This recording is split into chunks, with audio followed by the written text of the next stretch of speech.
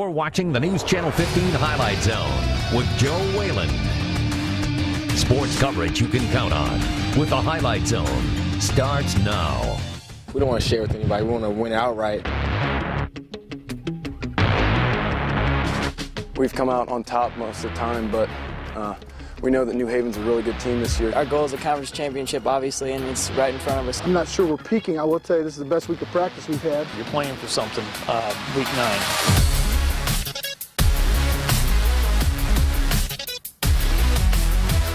Welcome. The 9th and final installment of the Highlight Zone's regular season has arrived. But before we gear up for the playoffs, conference champs yet to be crowned throughout the land. And that's the way we like it. Perhaps no school had as much history on the line tonight as New Haven. But the Bulldogs would have to face an old foe in Homestead first. Randy Spieth spent the night in Bulldog country and joins us now with the game of the week. Randy. Joe, the Bulldogs have been at the top of the NHC standings all fall. 2 weeks ago, the team took at least a share of the conference title and had a chance last week to grab it all before falling to East Noble. But another chance to get it done tonight, a win at home over Homestead. It's your Highlight Zone game of the week, and everyone out in New Haven out at the ball field tonight to see if the Bulldogs could make history. New Haven already up 7-zip in the first, but Homestead strikes back. That's John Lark on the sweep to the left. 7-yard score ties it up at 7 apiece. Let's go to the second. Bulldogs up 13-7. Spartans looking to even up again. But Logan Ormsby's pitch finds the dirt. Arias Vasquez picks it up. He'll go untouched. 50 yards for the score. Vasquez scored all 3 of the Dogs' first scores. They lead 20-7. The senior gets all kind of love on the sideline. Homestead would close the gap. Logan Ormsby finds Carlos Sanchez in the end zone. Spartans trail 20-13. But with a great rushing game to start, New Haven would open up its passing game. QB Vance Shear hits Jordan Hogue in stride, a 33-yard score, 26-13 Dogs.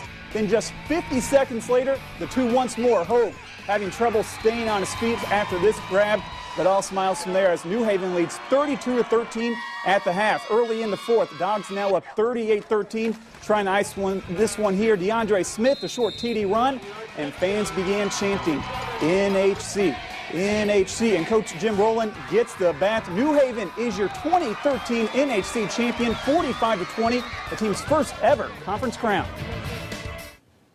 We had to do it because if we didn't set the tone, they would, and then the game would just go from there. It's our senior night. All the seniors wanted it. We just knew that the crowd was going to be here, and we just going to show up. Our line showed up, and I ran the ball hard. We just stepped that up. You know, all week we were telling them areas. We need that Friday night areas all practice all week. We came through, and it just opened up the passing game for us. It means a lot. You know, everybody in the media, nobody believed in us until we started to prove ourselves after week 4 at the Carroll game, and then people knew we were for real, and then we came through and we did what we had to do. Our kids came out. They were focused, ready to play. We were very physical. We were forcing turnovers. Blocking well up front, getting off the ball, and our running backs were running real hard, and it really just made a difference. Next up, Homestead hosts Carroll in the first round of the 6A playoffs. Meanwhile, New Haven travels to Southside in 4A.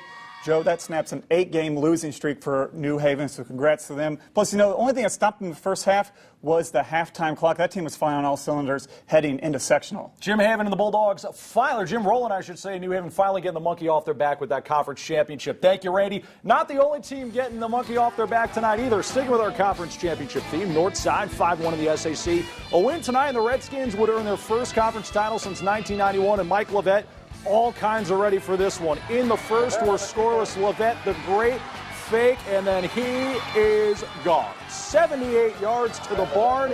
That would open the scoring and begin a long night for the Northrop defense. Still in the first, next drive, and Lovett at it again. This time, just making tacklers miss left and right. Count the missed tackles, 1, 2, 3, 4. Somehow pops out of the outside, goes around the corner for a 16-yard score. His second of the night, it's 14-zip. And Levette and the Redskins keep right on rolling in the second. Third rushing touchdown of the night, and Northside wins and wins big. 42-16, first SAC title since 1991. It feels good. We just came out here and worked hard, gave it our all. Playmakers made plays. Lyman did a good job of blocking. And we just came out here, gave it everything we got. I've been doing this is my 19th year. First SAC title, it's a long time for Northside, a long time for me, Mike Newman, my linebacker coach, he's been with me since day one, since 19 years. It's taken him 23 years to get this, so it's big for our program. Northside finishes 6-1 in conference. Again, first SAC title since way back in 1991. Sticking with the SAC, Battle of the Bishops lures at Dwenger. Saints trying to snap a 2-game losing streak against the Knights. This will help. In the third quarter, Mike Fiacable pitches it to Ryan Sonater. Big rumble down the sideline, picks up the first down, and that was key because later in the drive, Fiacable opting to keep it himself this time. 14 yards around the corner, takes it in. It's 22-2 Saints, and they weren't done. Very next series for Dwenger. Who's got the football? It's Fiacable, and he finds a wide open Gabriel Espinoza, 54 yards to the house. Dwenger cruises easily, 36-2 the final in that one. Meanwhile, Concordia riding a 3-game winning streak, headed down to Indy. Cadets facing a 6-2 Indy Brewbuff team. And let's just say the Cadets came to play. David Morrison airs it out for Jake Minnick, hooks up from midfield for the touchdown. More from those two in just a moment, because if some is good, more is better. Morrison would go to Minnick again, and it's another touchdown. Cadets starting to run away, and when it wasn't the offense making big plays, it was the defense. C.J. Morris jumps the route. It's a pick. It's 6. It's a touchdown. 64 yards. Concordia wins it 34-27. Final stop of the night in the SAC. Southside hosting Gary Wallace. Archers went to Gary, beat this team 75-6 last year. Wasn't quite that bad tonight, but it was close. First quarter, Shatad Harris around the end down to the 2, and then Deontay Walker would cap off the drive with a 1-yard score. It's 7-zip South. Next drive, more from Harris. Walks this one in from 6 yards out. It's 13-zip. And when it wasn't the offense, much like the Concordia game, it was the defense for the Archers. As Deontay Walker picks the pass, takes it all the way down to the 1, and Harris would cap it off with his second TD of the night. Another big win by the Archers over Wallace. 51-20 was your final. Back to the NHC now. Carroll riding a 3-game winning streak into Waterloo. DeKalb looking to avoid a winless regular season for the 3rd time in the last 4 seasons. First quarter, it's already 14-zip Chargers. Chandler Boggs to Zach Edgar, and look at the big fella rumble. 21-0 as the big tight end finds pay dirt. Next drive, this time going to Justin Tranquil. Carroll's first 4 offensive series all lasted 1 play and all ended with a touchdown. This one by Tranquil, absolutely ridiculous. That made it 28-zip. 65-0 at the half, all adds up to a 79-7 final. Carroll wins it big.